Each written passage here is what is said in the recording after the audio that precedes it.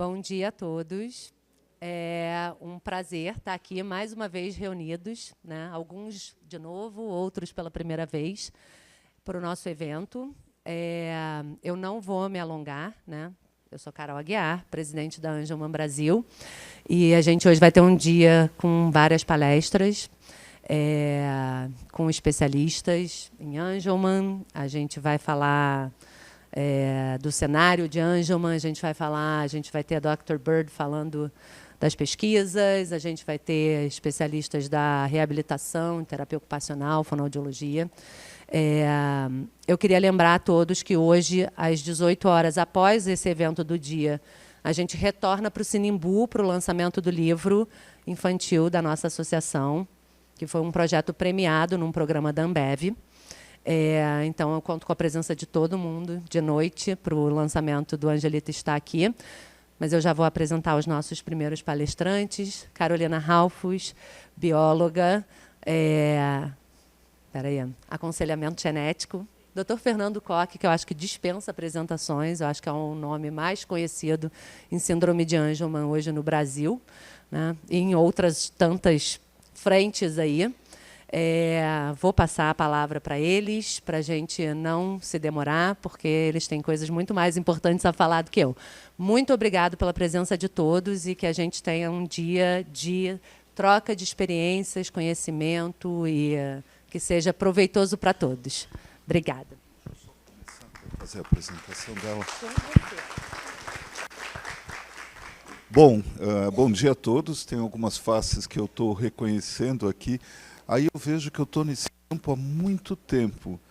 Tem um paciente de 35 anos, que eu já vi, e tem um outro de 2 anos. Então, eu acompanho o Angelman, eu tenho já mais de 40 anos de formado, e nesse tempo todo, graças a uma pessoa que eu queria homenagear aqui, que foi a Célia Kaufmann, que foi a bióloga, que trouxe para a gente ferramentas para diagnosticar.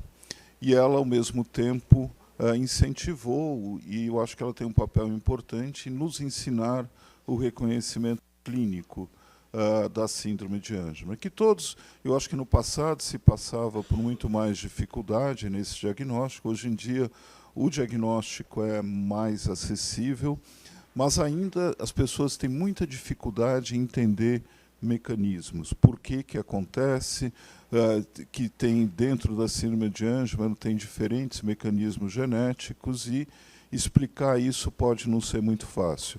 E também vai ter, por isso que tem a Carol, ela tem uma formação que são pouquíssimos no Brasil que é aconselhamento genético.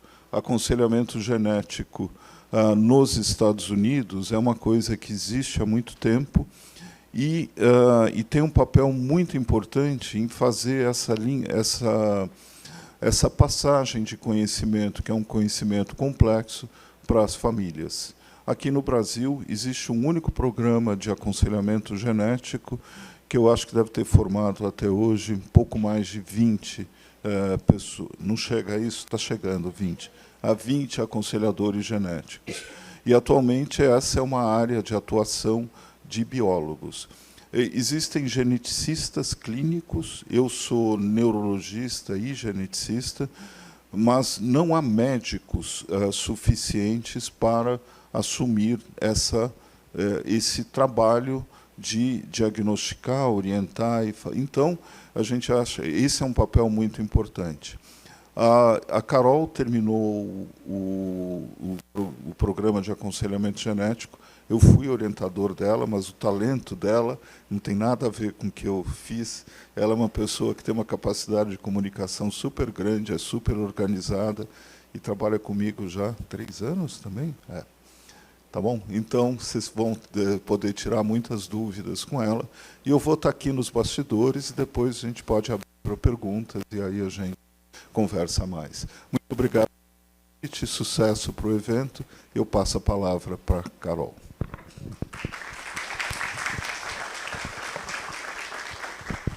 Olá, bom dia a todos. Tudo bem? Primeiramente, queria agradecer o convite. É um prazer enorme estar aqui hoje. O Dr. Fernando Koch, né, também me realizou esse convite, assim como as Caróis. A gente até achou engraçado, né, que todo mundo aqui tem o mesmo nome. Então, então, como o Dr. Fernando já comentou, eu sou bióloga. Eu terminei recentemente o meu mestrado em aconselhamento genético e genômico humana na USP. E hoje eu vou falar, então, um pouquinho para vocês sobre a síndrome de Angelman. E eu espero também poder tirar algumas dúvidas depois que vocês tiverem. Fiquem à vontade para perguntar, porque eu sei que é um conteúdo um pouco complexo em algumas situações, mas eu vou tentar deixar da forma mais clara possível. Bom, então, começar um pouquinho falando das características clínicas de forma bem geral, até porque eu imagino que vocês conheçam bastante sobre isso.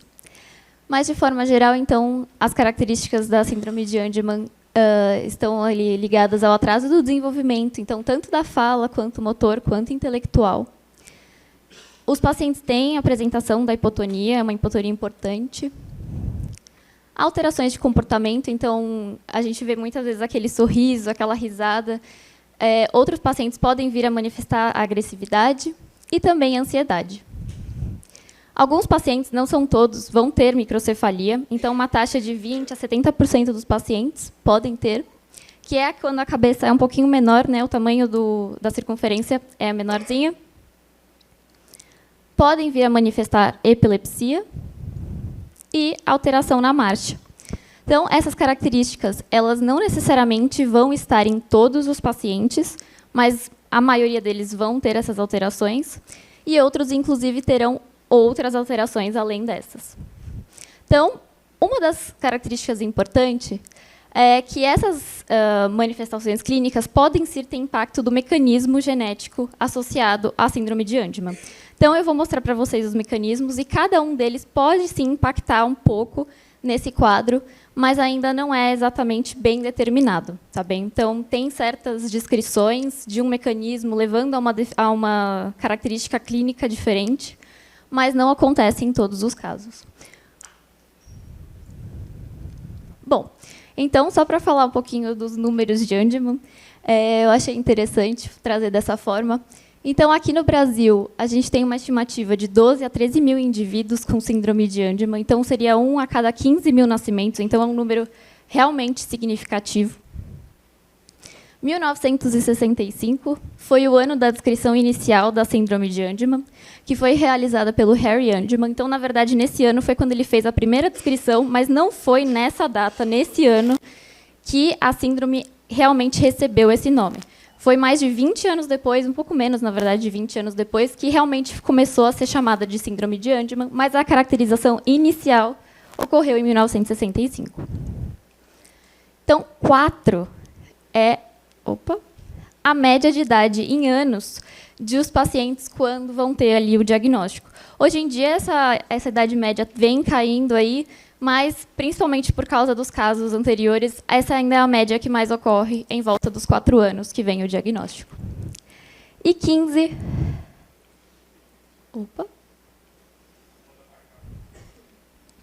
Aí foi.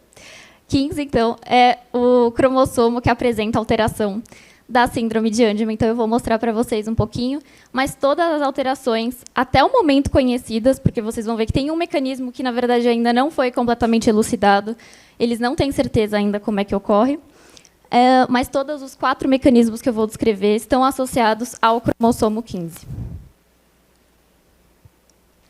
Bom, então, só para mostrar um pouco para vocês, falando aqui dos cromossomos. Então, não sei o quanto vocês vão lembrar das aulas, mas o cromossomo, então, seria o nosso DNA compactado. Então, a maior compactação possível, né, quando a gente visualiza, faz toda uma preparação, uma extração, enfim, mas essa é a visualização quando a gente fala de um cariótipo. Então, essas são as visualizações de cada um dos nossos cromossomos.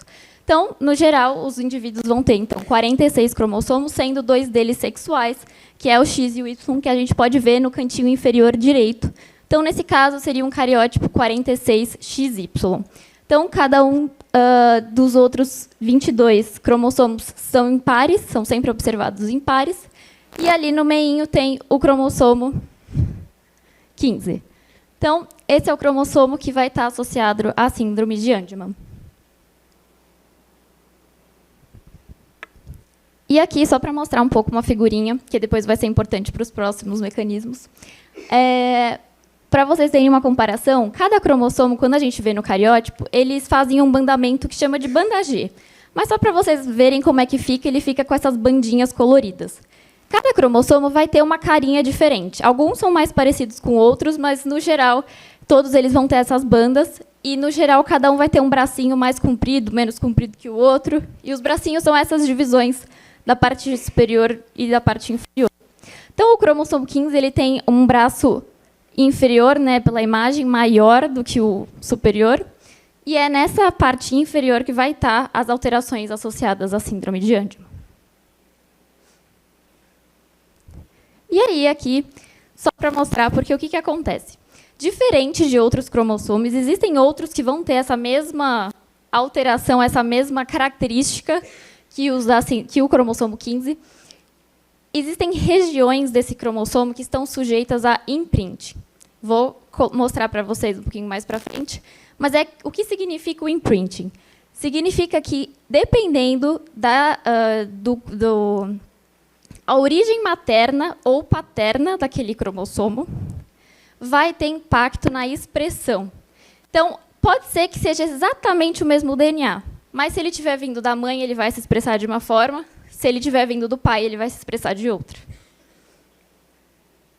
Então, por isso, a gente sempre precisa, na verdade, identificar, quando a gente está falando, né, da síndrome de Angelman, e depois, mais para frente, da síndrome de Prader-Willi, saber de que cromossomo que veio a alteração. Se é um cromossomo de origem materna ou se é um cromossomo de origem paterna. Bom, então, começar a comentar um pouco dos 4 mecanismos da síndrome de Angelman. Então, o primeiro deles, e mais frequente, vai ser a deleção na região 15q11, no cromossomo de origem materna. Então, essa é uma informação importante, ter realmente a deleção do cromossomo de origem materna. O segundo mecanismo, que também eu vou explicar um pouquinho mais para frente, é a dissomia uniparental, que a gente chama de UPD paterna. A alteração de imprinting na região também 15q1, então, que é naquela parte inferior, eu vou mostrar na figurinha um pouco mais para frente, no cromossomo de origem materna, ou uma variante patogênica no gene UB3A, no cromossomo também de origem materna. Bom, então aqui, o que vocês conseguem observar de diferente entre essas duas figuras? O da esquerda, então, seria o nosso par considerado sem alteração. O que vocês veem diferente nessa imagenzinha da direita? Está faltando um pedaço, né? Então, o cromossomo laranjinha, que seria o nosso cromossomo de origem materna, está faltando um pedaço. Na verdade, quando isso é visualizado, ele, na verdade, vai ficar, inclusive, menorzinho. Porque, quando a gente tem uma deleção, todo o resto do material genético vai se aproximar, né, vai ficar juntinho, a gente perdeu um pedacinho. Então, o cromossomo, inclusive, fica menor.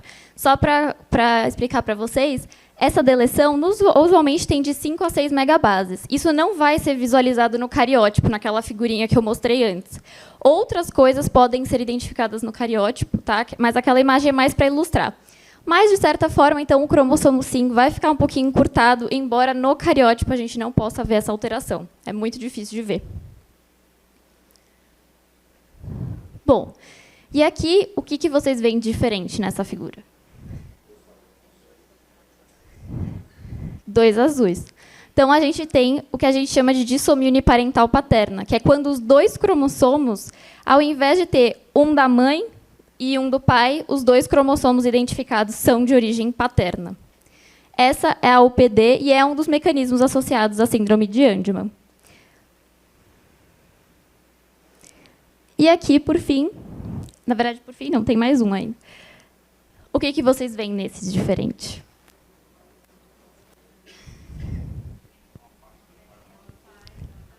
Tem só um pedacinho ali que está diferente, né? Então, esse pedacinho, especificamente, é o pedacinho onde é a banda 15q11, que a gente chama. Essa banda é onde está a região crítica da síndrome de Angelman e da síndrome de Prader-Willi.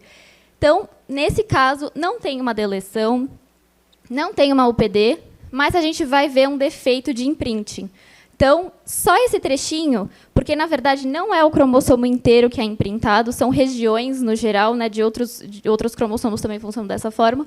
Então, só esse trechinho que é imprintado vai ter um erro nesse imprinting, e, ao invés dele expressar o imprinting considerado materno, ele vai estar expressando o paterno.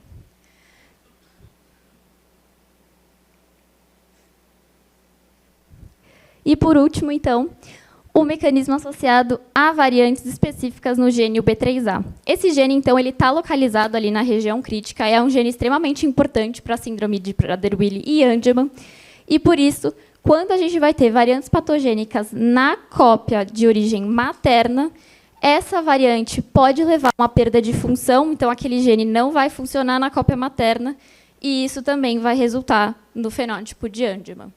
Então, todas essas informações que eu mostrei estão sempre ligadas, então, à forma como cada um dos nossos cromossomos vai se expressar. Então, a gente, no caso da síndrome de Angelman, está sempre ligado ao cromossomo de origem materna. Mesmo que, naquele caso da UPD, que a gente viu, por que né, ter 2 paternos é um problema? Nesse caso, é porque é a ausência do cromossomo materno que está impactando. Bom, então não tem como a gente falar de Angelman sem falar de Prader-Willi. Por quê? Essa síndrome, então, ela está ocorrendo exatamente na mesma região da síndrome. A diferença é que, se na síndrome de Angelman a deleção é localizada no alelo materno, na síndrome de Prader-Willi vai estar no alelo paterno. A UPD, se é paterna na síndrome de Angelman, na síndrome de Prader-Willi a UPD é materna. Então, é sempre ali, se um leva a um, no outro caso, leva a outra síndrome. E agora, falando um pouquinho de como que a gente pode, então, chegar a esse diagnóstico. Bom, então, quais exames que podem auxiliar no diagnóstico? E a gente tem que sempre lembrar que não necessariamente vai ser um único exame que vai diagnosticar. Existem exames que podem auxiliar nesse processo, mas não obrigatoriamente um único exame vai esclarecer. Por quê? Vou mostrar mais para frente. Mas, então, quais são os exames que podem auxiliar? A PCR sensível à metilação. Então, o que é essa metilação, né? É justamente isso que vai alterar o imprinting. Então, a gente consegue visualizar nessa PCR se o que está sendo expresso é de origem materna ou de origem paterna. E, dessa forma, a gente consegue distinguir Prader de Angelman. O array, que é uma técnica que vai avaliar variações no número de cópias. O MSMLPA, que vai avaliar tanto variações no número de cópias quanto alterações de imprinting. E a análise de microsatélites. Por fim, mas não menos importante, o NGS, que é uma das técnicas mais recentes, junto com o MSMLPA, mas que é extremamente importante também. Bom, então, como eu comentei, uma técnica só não necessariamente vai elucidar o diagnóstico. Às vezes, são necessárias mais técnicas. E por que isso acontece? Por exemplo, então, na PCR sensível à metilação, ela pode ser a primeira abordagem de investigação, pois avalia alterações no imprint. Então, em alguns casos, é o primeiro exame a ser oferecido, porque já vai dizer se tem uma alteração ali de metilação ou não. 80% dos pacientes que têm Angelman, se realizarem esse exame, vão diagnosticar. Então, né, dentro daquela possibilidade de mecanismos, 80% dos pacientes que têm Angelman, se fizerem a PCR sensível à metilação, vai identificar a alteração e eles vão ser diagnosticados. Então, ele vai diferenciar Prader de Angelman, só que ela não identifica o mecanismo. Então, a gente consegue identificar que tem uma alteração na metilação, a gente vai conseguir dizer que tem uma síndrome e de qual origem ela, né, qual o cromossomo de origem que tem, mas a gente não vai dizer se é por deleção, se é por defeito de imprinting, se é UPD, não tem como dizer.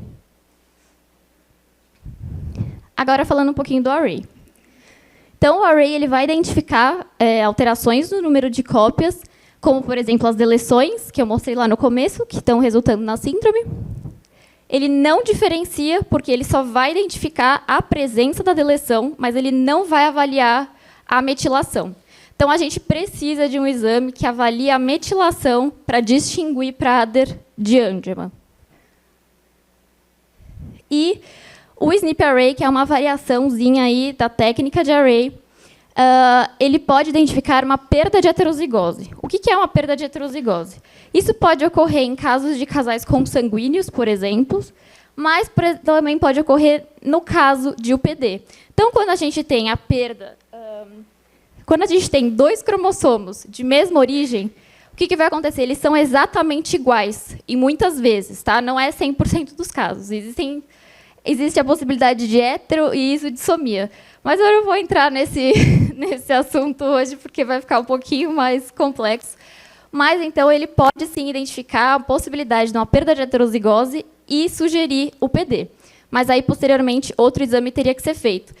Essa sugestão de heterozigose, essa perda de heterozigose, não indica obrigatoriamente a presença nem de uma síndrome nem de outra. Outro exame realmente teria que ser realizado para poder afirmar que o paciente tem ou Prader ou Angelman. Os microsatélites. Hoje em dia, essa técnica ela já é utilizada em etapas mais posteriores. Esses outros exames que eu comentei normalmente vêm antes. E a técnica de microsatélites normalmente é utilizada para realmente confirmar a UPD. Se, por exemplo, não fez um array e o array não viu uma possibilidade, não sugeriu a possibilidade de uma UPD, se fez a PCR sensível à metilação, por exemplo, e o médico está desconfiando da possibilidade de ser uma UPD, realizando microsatélites é possível. E por que é possível? É uma técnica que vai comparar marcadores específicos do DNA, tanto de origem materna quanto paterna, com as da criança. Então, na verdade, são necessárias amostras dos 3 indivíduos para fazer essa identificação. Então, ela vai identificar o PD. E aí ela vai distinguir, então, se é o PD paterna ou materna, porque pela análise consegue ter certeza da origem e comparar os marcadores. Então, vai ver que o marcador é igual ao do pai, vai falar, esse cromossomo aqui veio do pai. Ah, não, esse daqui tem marcadores que vieram da mãe, tem os 2, e não é nada.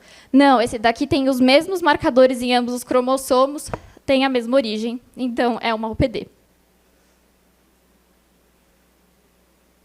Bom, e o NGS, que é a técnica mais recente dessas que comentei até agora, é a técnica de sequenciamento, atualmente é a mais utilizada. A gente não pode esquecer do sequenciamento de Sanger, que foi extremamente importante, ainda é muito importante em alguns cenários. E ela também poderia ser utilizada, até nesse caso, inclusive, mas ela avaliaria só variantes de ponto. Tá? O Sanger avaliaria só variantes de ponto no B3A. Nesse caso, o NGS, além de identificar variantes no B3A, dependendo do painel, do tipo de exame, se for um exoma, por exemplo, que vocês também já devem ter ouvido falar, nesse caso, poderia detectar deleções maiores, como, por exemplo, aquelas do começo, de 5 a 6 megabases, e isso identificaria a presença da deleção, mas não distingue Prader de Angelman. Então, nesse caso, a gente vê a deleção, né, conseguiria verificar a deleção, mas não teria como diferenciar uma síndrome da outra. Bom, e agora, partindo para o MS-MLPA. O MS-MLPA é uma das técnicas atualmente mais utilizadas no diagnóstico de Prader e Angelman. Essa técnica ela vai avaliar a presença de deleções, então ela vai visualizar se tem ali uma deleção ou não, e, ao mesmo tempo, ela vai avaliar se tem uma alteração na metilação, ou seja, uma alteração no imprinting. Dessa forma, a gente vai distinguir Prader de Angelman e vai verificar realmente a presença das variações de número de cópias, que a gente chama. A questão é, se a gente visualizar uma alteração na metilação, mas não visualizar uma deleção, a gente cai na possibilidade de ser ou uma OPD ou um defeito de imprint. E, para isso, a gente teria que partir para outra técnica para confirmar, como, por exemplo, microsatélites. Então, por isso que essa análise combinada de alguns exames é sempre necessária, porque uma técnica tem suas limitações e a outra técnica vai ter outras limitações. Então, só para vocês terem ideia, esse kit específico da MRC Holland, que é o ME028, é a empresa que fabrica. Essa técnica é uma técnica que atualmente é patenteada. Então, só essa empresa vai fazer os kits de MLPA. E, portanto, Esse kit é o mais utilizado para identificação de Prader e Angelman, e ele vai identificar 80% dos pacientes que têm essa síndrome. Então, por quê? Né? Porque ele vai conseguir identificar todos os pacientes que têm deleção, o PD, né, que é a dissomia uniparental, ou o defeito de imprint. A única questão é, ele vai diagnosticar, mas ele não vai necessariamente dizer o mecanismo. O mecanismo ele só vai dizer se identificar a deleção. Bom, então, quando que ele pode ser realizado? Então, se o médico tiver uma suspeita inicial, pode ser o exame logo de início a ser realizado mesmo, e aí ele pode identificar tanto a alteração na metilação quanto o mecanismo.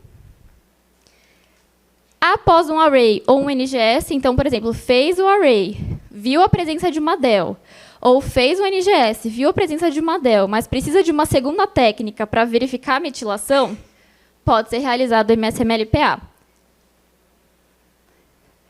A critério médico. E por que a gente deixa esse critério médico nesses casos? Porque a visualização de uma região de perda de heterozigose vai ter que ser comparada com o fenótipo do paciente. Tem pacientes que vão ter perda de heterozigose no cromossomo 15, que é o cromossomo associado, e não vão ter nem Prader nem Angelman. Então, nesses casos, é importante que o médico avalie clinicamente e veja se o fenótipo é sugestivo ou não.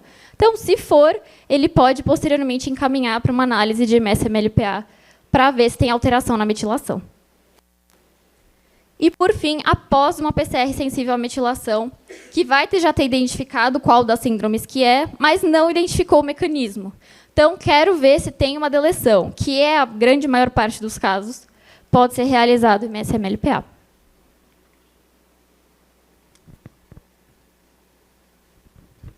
E agora vamos falar sobre os riscos de recorrência.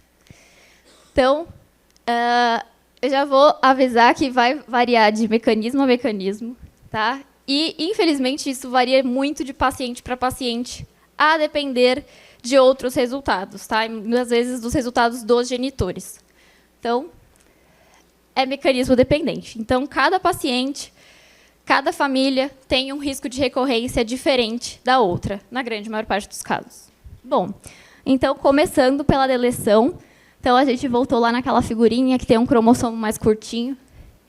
Então, nesses casos, a grande parte, 98% dos casos, realmente o risco de recorrência para ter outros filhos, né? Então, um filho desse casal, dessa mãe, tem um risco de recorrência aí menor que 1%, na grande maior parte dos casos. 2%, se tiverem, então, alterações herdadas, né? E, nesse caso, precisa fazer ou um cariótipo e ou um FISH, tá? Porque, em alguns casos, o cariótipo já vai identificar alguma alteração, em alguns casos, não, e aí precisa ser feito também um FISH. E eu vou mostrar para vocês o que é um FISH, só para vocês terem uma ideia.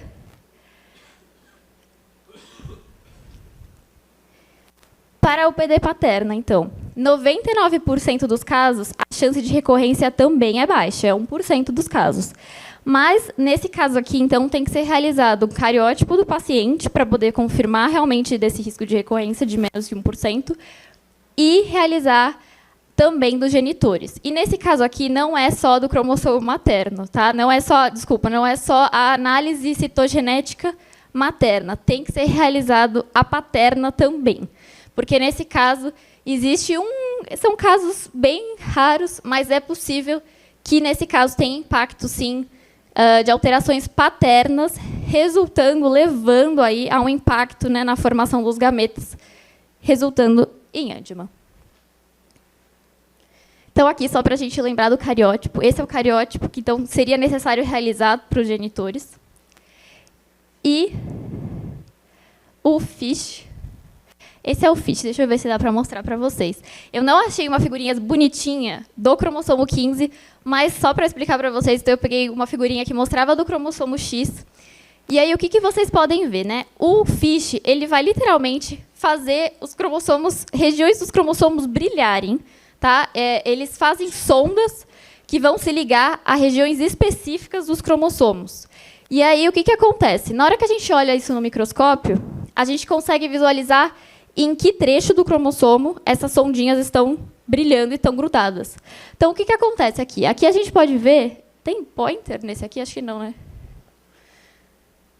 nesse aqui a gente pode ver que tem uma pontinha aqui bem rosinha e aqui marcando o centrômero. Então, a gente sabe que esse é o cromossomo X por essa marcação do meio. E aqui a gente vê que tem a presença de uma sondinha iluminando bem na pontinha do cromossomo X. Agora, olha esse daqui. O que vocês percebem? Não tem a pontinha. Então, a gente consegue dizer que está faltando um trecho. E o FISH ele é bem utilizado porque, às vezes, são regiões bem pequenas e isso pode ser utilizado para dizer, inclusive, aonde está a alteração. As outras técnicas, muitas vezes, não vão dizer exatamente em que trecho do cromossomo aquela alteração está. Só vai conseguir identificar se ela está lá ou não está. Dessa forma, a gente tem uma análise visual que vai dizer exatamente onde está aquela marcação que a gente precisa saber. Então, o FISH, muitas vezes, ainda é uma técnica mais difícil de ser encontrada hoje em dia, mas ela ainda pode ser realmente importante para a análise, principalmente dos genitores desses pacientes. Bom, e agora, então, partindo para o defeito de imprint. Então, nesses casos, também, o risco de recorrência, no geral, é baixo, só que o que pode acontecer? Existe a possibilidade, sim, de ter uma deleção materna ali no cromossomo, na região do centro de imprint. Então, agora eu estou falando de uma deleção, não é aquela deleção grandona que a gente viu lá no começo. É uma deleção no centro de imprint. Então, é uma deleção bem pequenininha, mas, se ela estiver presente na mãe, o risco de recorrência chega a 50%, porque é basicamente o risco dessa mãe passar ou não passar aquele cromossomo que tem aquela alteração. E como no cromossomo 15 a gente tem sempre 2, vai ser sempre 1 de 2, então 50%. A chance é ali metade, realmente, de vir a ter um outro filho com essa alteração. Mas lembrando que tem que ter essa deleção. Não é todo mundo que tem uma criança que foi identificada com defeito de imprinting que vai ter o risco de recorrência de 50%. E, por fim, então, da variante em UB3A. Esse caso aqui, inclusive, é um dos mais altos, porque, nesse caso, 30% das mães de pacientes que têm filhos com variantes de UB3A vão ter, sim, a variante também. E aí, nesse caso, então, para esses casos específicos das genitoras, né, que têm a variante, o risco de recorrência é 50%. Mesma coisa, é o risco praticamente dela passar ou não passar o cromossomo com a variante. E aí, um questionamento que eu imagino que de vez em quando aparece, né? Então, por que a genitora, né, e o pai, por exemplo, naquele caso, aquela exceção lá que eu comentei, pode ter uma alteração, mas não desenvolver a síndrome de Angelman? Então, como é que eu posso ter uma alteração, né, e não vir a ter Angelman? Então, existem algumas possibilidades. A gente pode estar vendo casos de alterações que inicialmente são balanceadas. Então, na genitora, ela é balanceada. Então, deixa eu ver se eu consigo mostrar para vocês aqui. Aquelas bandinhas do cromossomo, esse aqui está um pouquinho diferente. Mas vocês conseguem ver que, a partir dessas setas, elas estão invertidas? Então, isso, no geral, é uma alteração balanceada. Então, na genitora, não vai levar a nada, porque a sequência está ali mantida, bonitinha, não quebrou nada, apesar de ter invertido. Toda a sequência, o material genético está todo ali. O problema é, na hora de formar os embriões, né, na hora de formar os gametas, isso pode levar a problemas. E, por isso, o risco, nesse caso, seria elevado. E a gente pode ver famílias que, às vezes, têm mais de um indivíduo, né, com a síndrome. O outro caso, então, outra possibilidade, é uma translocação balanceada. E o que é uma translocação balanceada? Então, é basicamente, aqui a gente está vendo 2 pares de cromossomos. Então, vamos supor que esse aqui é o cromossomo 15 e esse aqui o cromossomo 14. Então, o que acontece é que eles vão trocar um pedacinho das pernas. Igual acontece ali, não tem nenhum conteúdo genético faltando. Não tem nada faltando ali naquele meio. Não quebrou nada. Só que eles estão trocados. Na hora de formar os gametas, isso também vai levar a problemas. Então, por isso, o cariótipo, nesses casos, é importante. E o FISH também. A outra possibilidade, então, que a gente sempre tem que lembrar quando a gente está falando de Angelman, por causa do imprinting, é lembrar da origem do cromossomo. Então, nos casos, por exemplo, das variantes em UB3A, a gente tem que lembrar que tem que vir de origem materna. Então, os pais, mesmo tendo variantes, né, os genitores, mesmo tendo variantes, eles podem passar, ao longo do tempo, essa variante sem ter nenhum filho que vá manifestar nada.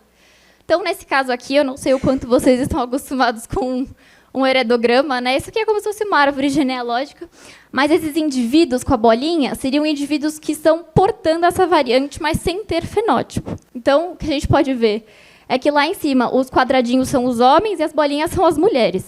Então, os homens passaram, né? Então a gente tem 2 homens ali, 2 gerações, passaram a variante adiante, mas não expressam fenótipo, porque eles passam o cromossomo de origem paterna. Na hora que chegou aqui embaixo, na hora que essa mãe passou essa variante, expressou, e por isso o filho veio a ter síndrome de Angelman. Bom, então, só um resuminho de forma geral. Então, aqui também para vocês verem as porcentagens, as taxas que a gente tem aí de cada um desses mecanismos. Cada vez que a gente olha, esses valores mudam um pouco, mas estão sempre ali nessa margem. Então, a deleção é disparadamente o mecanismo que a gente vai ver mais frequente. Depois, então, nós vamos ver as variantes no B3A, seguidos da UPD, né, paterna, nesse caso, os defeitos de imprinting, e aqui o grande mistério, que para Angelman ainda tem 10% dos casos que o mecanismo ainda não foi completamente elucidado. Então, a gente tem um mecanismo aí que a gente deixa em branco, que a gente ainda não sabe, pode ser que venha a ser descoberto, ou pode ser que, na verdade, eles encontrem outra associação, seja outra doença, talvez, inclusive. Mas é isso. E aqui, então, só para deixar os riscos de recorrência também. Minhas referências. E é isso, obrigada.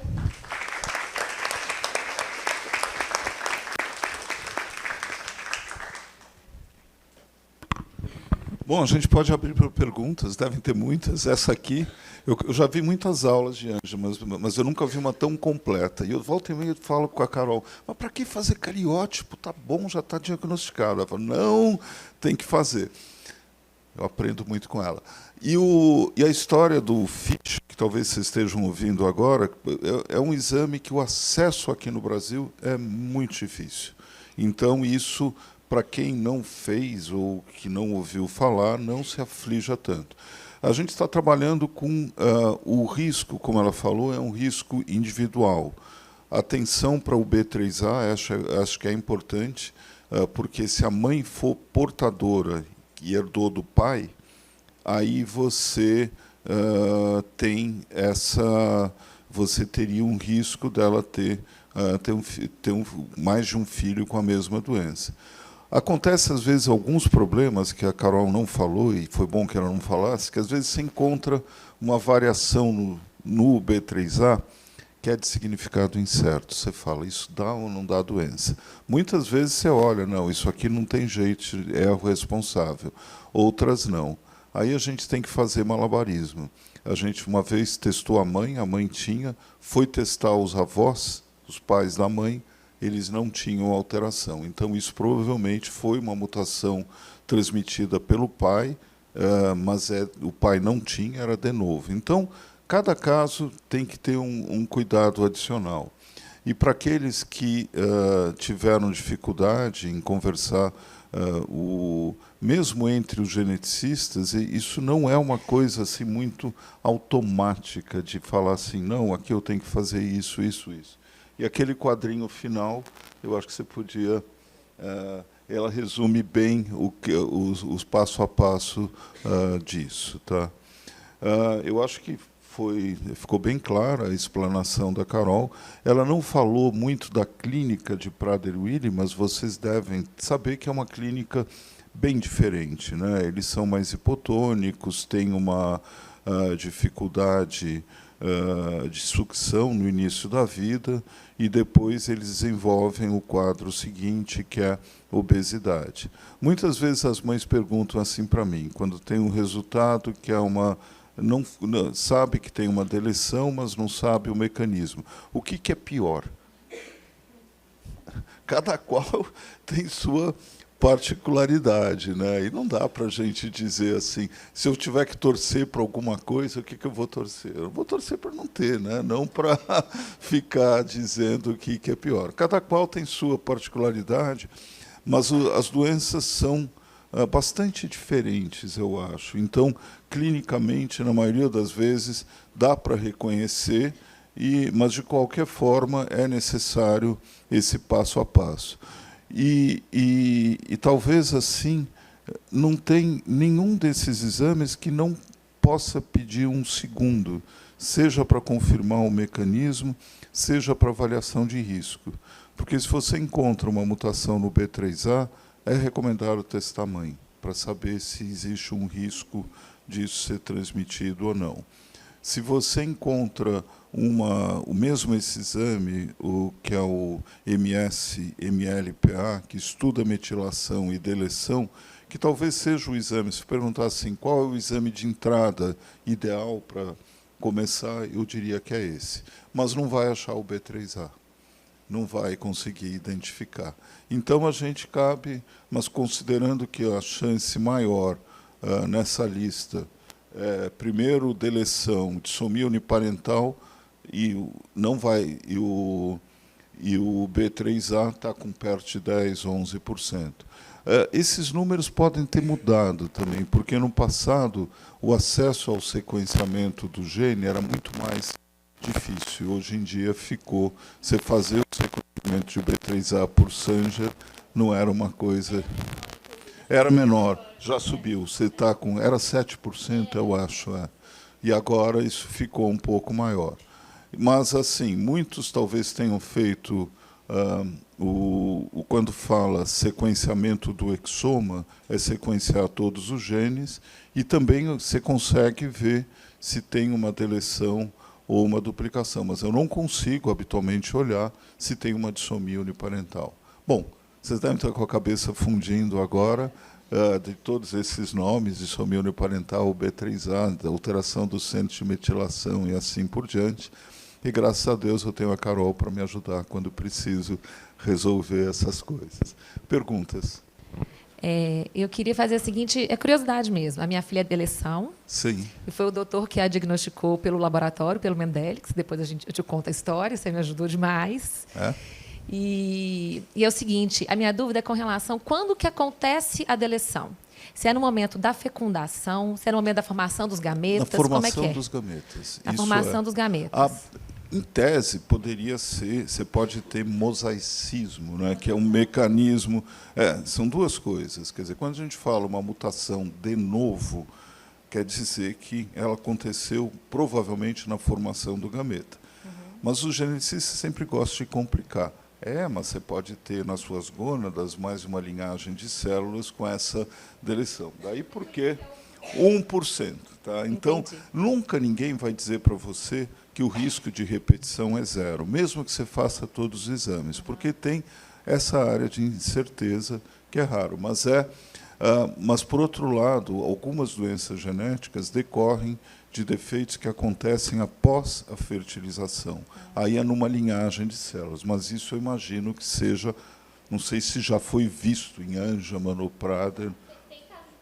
Tem casos de mosaico, mas elas são excepcionais. Então, a princípio, em deleção é na formação do gameta, é antes mesmo da Todos fecundação. esses, quase sempre, as alterações aqui, quer dizer, ela pode ser herdada quando se a mãe tem uma mutação do B3A que recebeu do pai, aí é herdado.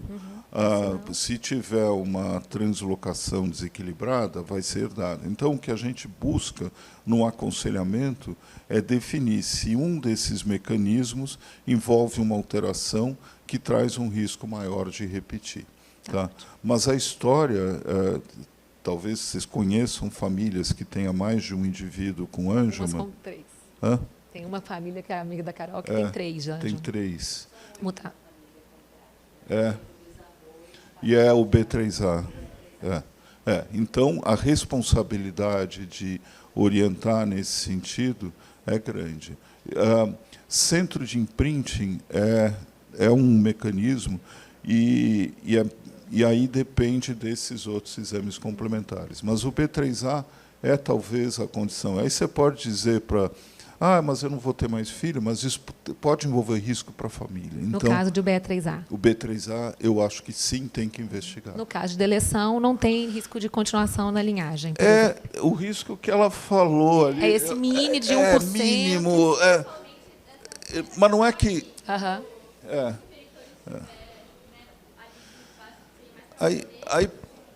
Aí parece que é aquela coisa tão obsoleta. O cariótipo não é obsoleto. A gente mesmo falou, o cariótipo não serve para fazer o diagnóstico, mas em situações específicas ele pode ajudar a reconhecer um mecanismo não habitual. Tá? Por isso que é complicado e por isso que é individual, mas sempre dando o risco baixo é verdade, mas o risco é individual. Então, em média, dizer que é 1%, mas em casos particulares pode ser maior. Tá bom? Só para complementar aqui o que a Carla perguntou, no mundo eu conheço um caso de deleção herdada. Tá? É uma mãe que teve 2 filhos com deleção e, quando ela foi testada numa biópsia da pele, encontraram um mosaicismo. Né? Mas é um caso. Tá? Então, é raríssimo, raríssimo. É ultra raro. Bom, olá, o meu filho ele é deleção. E a minha dúvida é uma curiosidade mesmo. Meu pai, os pais dele são primos consanguíneos. E eu queria... Espera um pouquinho. Os seus pais são... Não, meus avós. Seus avós. Então, o teu da pai, parte paterna. a família do teu pai estaria em risco de doenças recessivas. Sim, e mas meu pai é passa. gêmeos, tem um irmão gêmeo, e ninguém tem nenhuma síndrome na família. Não. E eu não sei se teria alguma... É uma dúvida que, desde quando teve o diagnóstico, eu sempre pensei que poderia, talvez, ter algo, até para falar para primas, para a família, se... A consanguinidade, que é o que acontece na família do seu pai, aumenta o risco para os descendentes dos seus avós, de ter doenças raras recessivas. Mas não é o mecanismo que está envolvido na síndrome de Angelman. Tá? Então, eu não sei de uma condição. A única coisa que eu acho que o desconhecido que a Carol falou, eu acho que tem condições que simulam, que parecem síndrome de Angelman, mas não são. Então, como tudo na vida, você olha, eu acho que é Angelman, pode preencher todos os critérios e ser o que a gente chama de uma fenocópia, quer dizer, clinicamente parecido, mas pode ser causado por um outro gene. Porque até hoje eu acho que deve ser a explicação mais plausível, né? Angelman-like, que a gente fala, similar.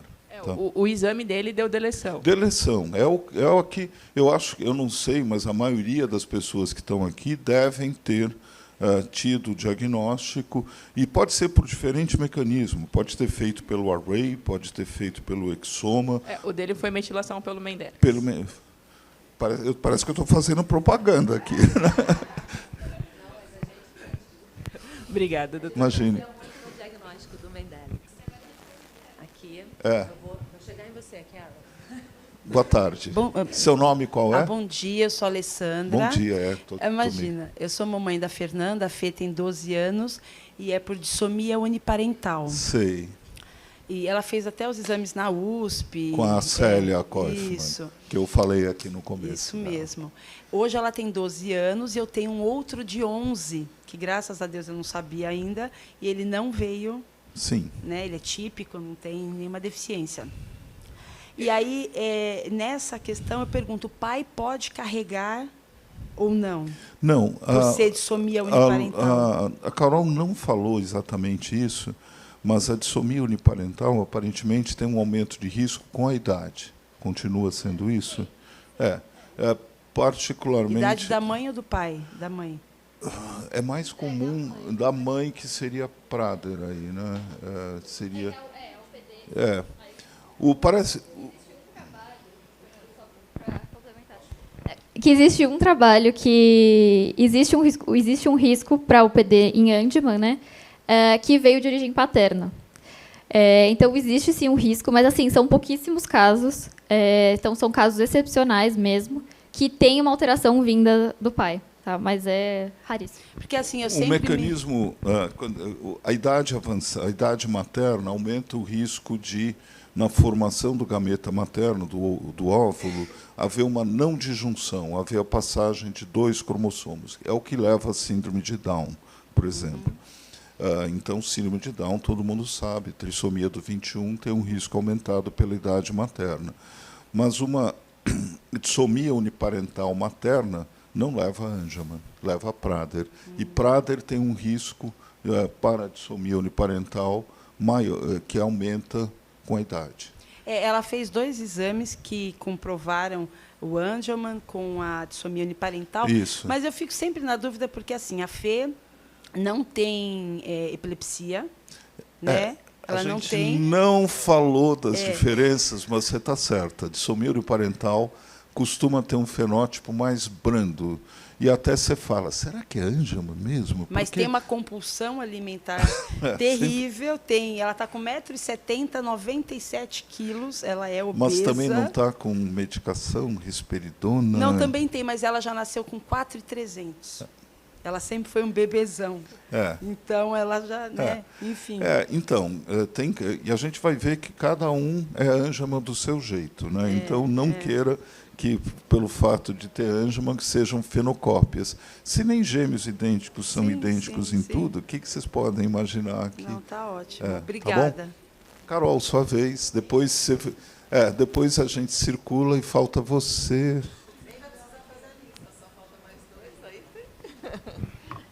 Então, a minha pergunta é, como a minha filha já tem 23 anos, deleção, e na época o exame antigo foi pelo FISH, que pelo então aprendi agora, ele não, a gente sabe o tamanho da deleção. Não. Se eu quisesse saber o tamanho da deleção, eu teria que fazer esse NGS para descobrir o tamanho da deleção. Isso.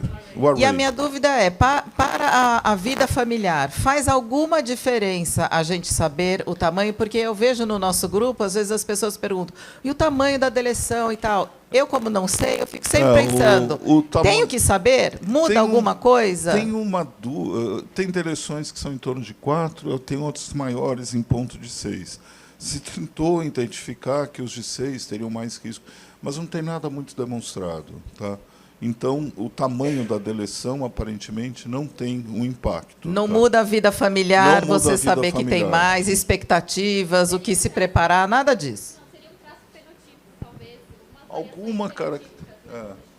Tá. Que tem o chamado BP1, BP2, BP3, BP4, que são os pontos de quebra. É como se fosse o picote do cromossomo, onde ele costuma quebrar. Sim. Tá?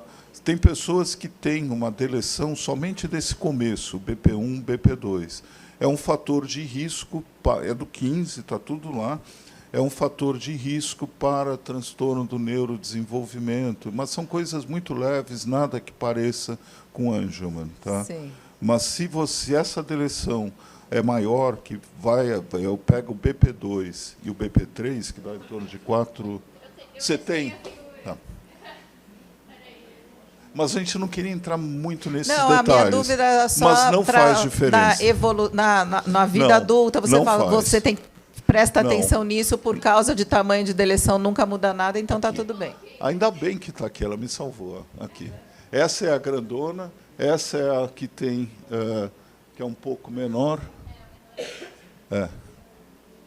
E aqui tem um gene importante que a gente não falou. Quem daqui tem filhas com deleção loira de olho azul? Por quê? Porque pega melanina. É um gene de albinismo. E não é incomum que na população africana tem uma deleção, esse gene tem um tipo de...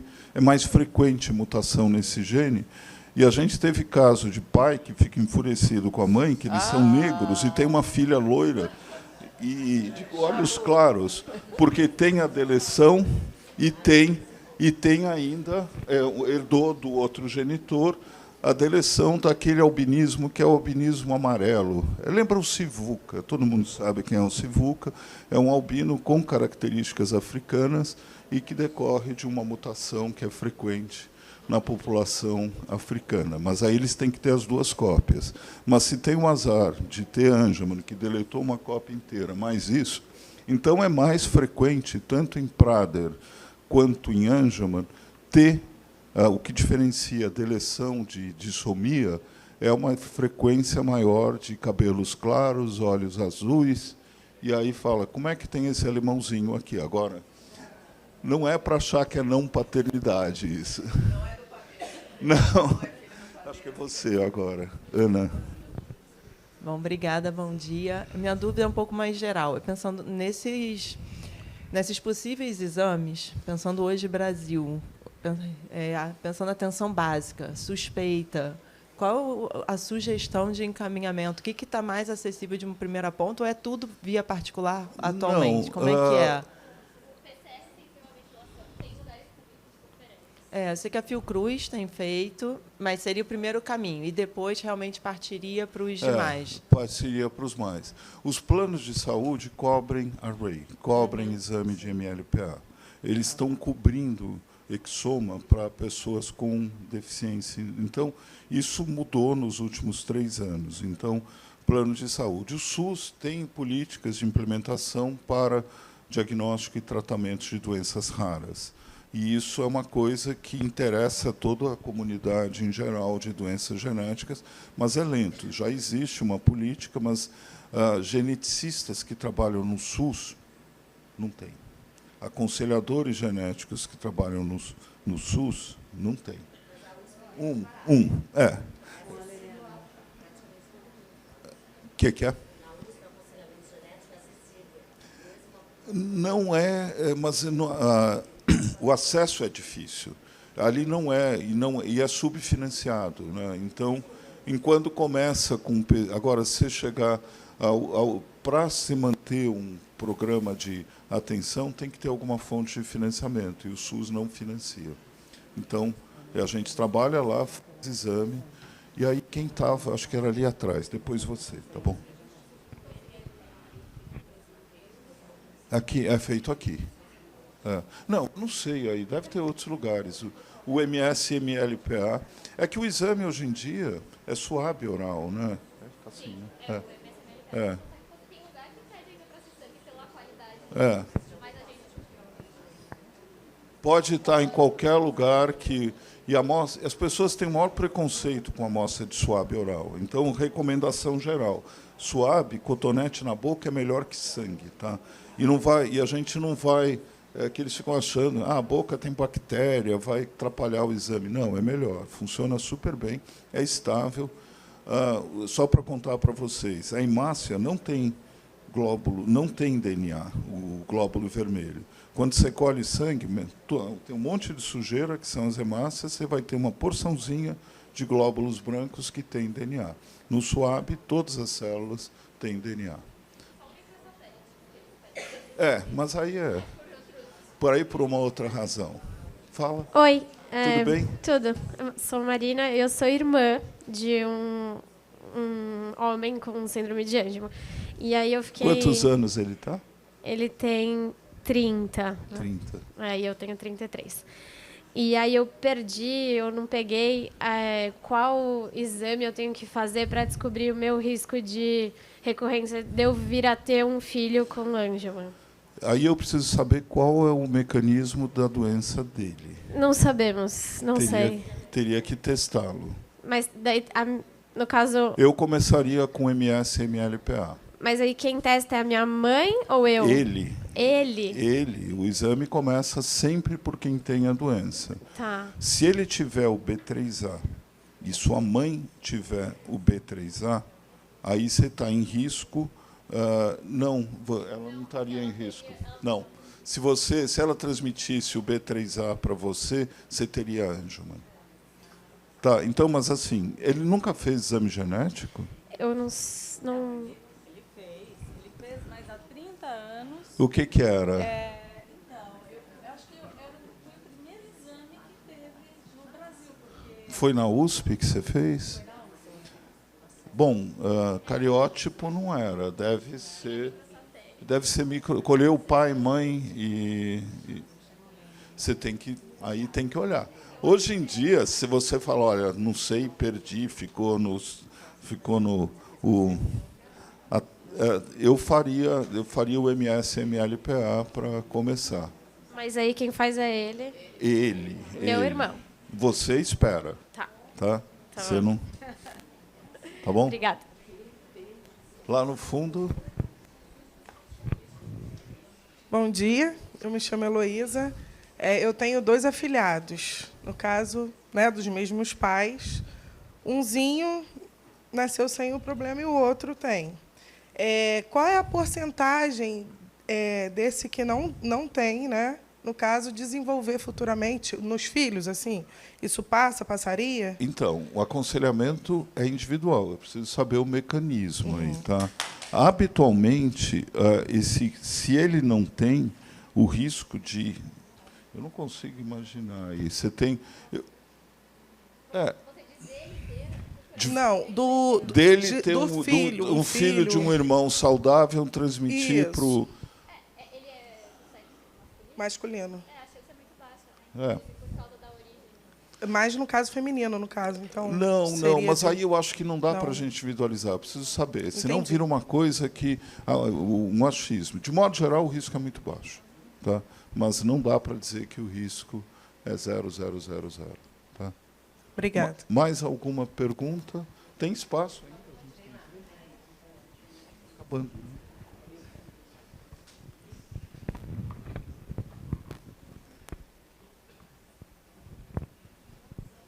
Bom dia, doutor. Bom dia. Sempre quis conhecer você, mas é uma grande oportunidade.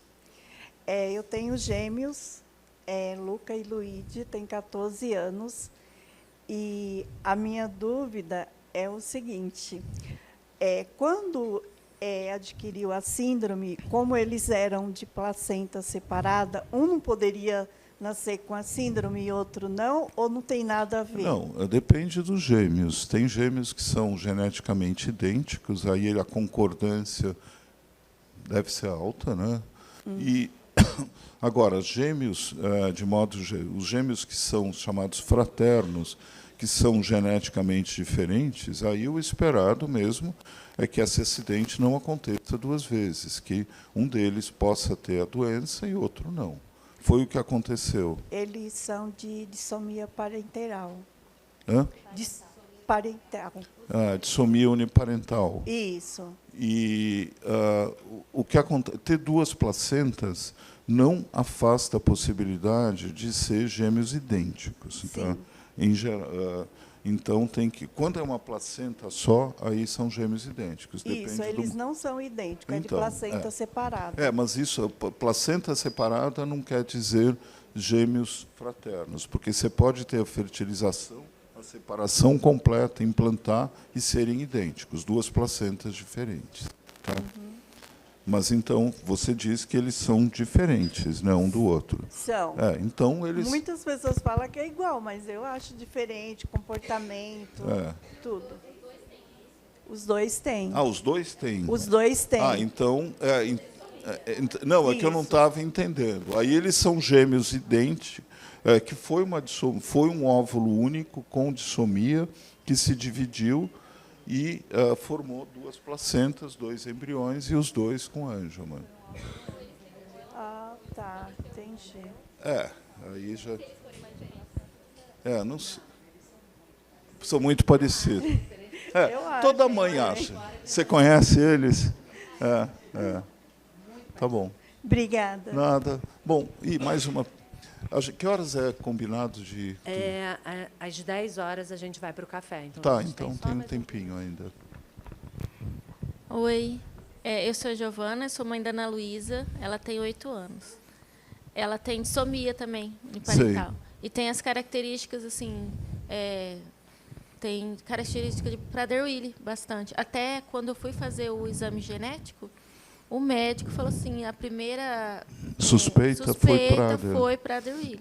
Aí depois ele fez o outro exame que foi deve ser a Ray, e daí foi concluído que foi a síndrome de Angelman, né, da dissomia.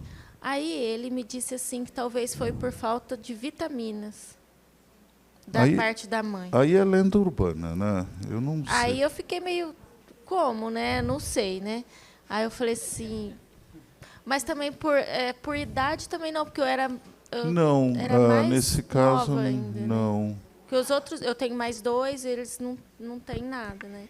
E daí ele falou assim que por falta de vitamina na hora da mitose, da meiose, aí faltou vitaminas e tal. Falei, aí eu fui fazer uma reposição de vitamina para eu poder ter os outros, né? Mas daí não sei, né? Existe um dado que é conhecido que a gestante deve tomar ácido fólico. Mas não pelo risco de prevenção desse tipo de doença, mas são defeitos outros, particularmente formação do tubo neural, meningocele, umas coisas assim. Mas eu desconheço que falta de vitamina aumente o risco. Porque, no caso, quando eu descobri da gravidez dela, eu já estava com quase 4 meses de gravidez. Aí eu pensei, não tive reposição de ácido fólico, não fiz aquelas todas. Então, talvez, né? Mas isso não aconteceu no quadro. Isso não tem relação isso, tá? Eu acho que a gente sempre quer ter uma coisinha aqui que eu fiz de errado, o que eu deixei de fazer. Não, tá?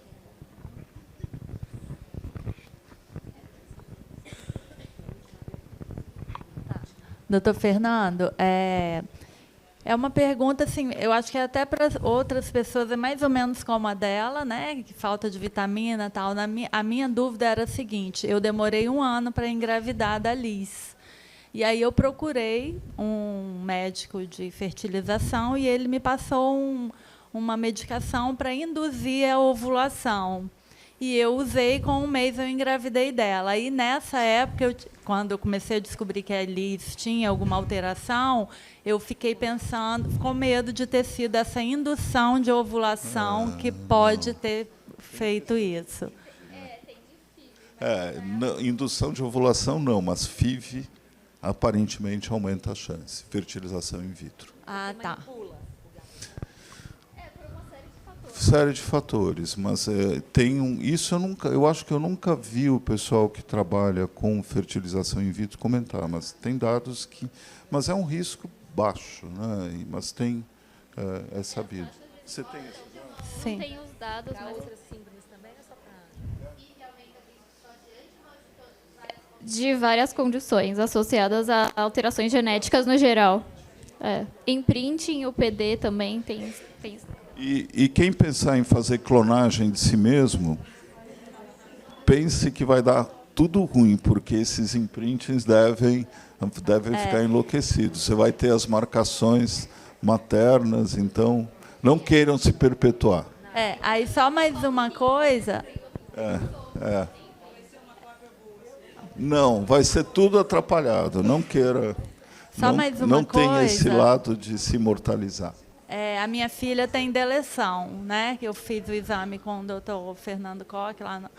E aí eu tenho uma filha de 21 anos que provavelmente vai querer casar, ter filho. Qual o exame que eu deveria fazer para fazer aconselhamento? Precisaria fazer alguma coisa?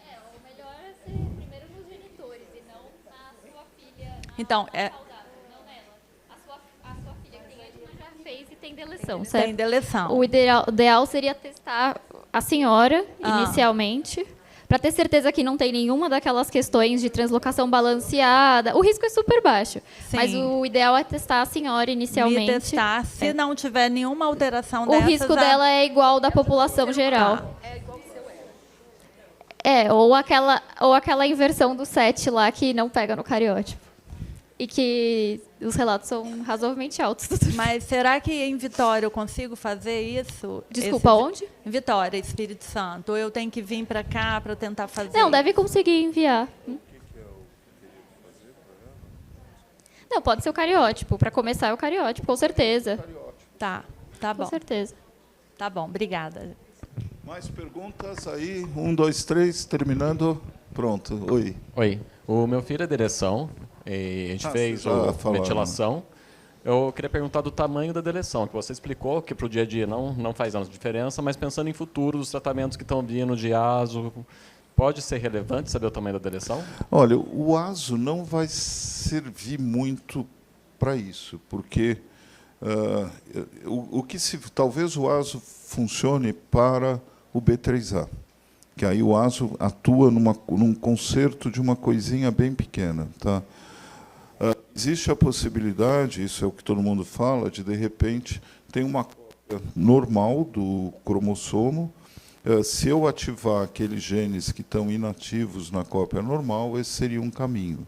Mas até onde eu posso imaginar, eu não consigo ter clareza de que esse mecanismo vai influenciar para as terapias que vão vindo. Não seria para repor esse trecho longo que está faltando. Você não vai saber, eu vou escolher aqui se eu vou botar um trecho de 4 megas ou de 6 megas. Não vai ser por aí. Se isso acontecer, a gente pode se enganar, vai ser fácil na hora saber exatamente onde quebrou, onde grudou, essas coisas. Tá?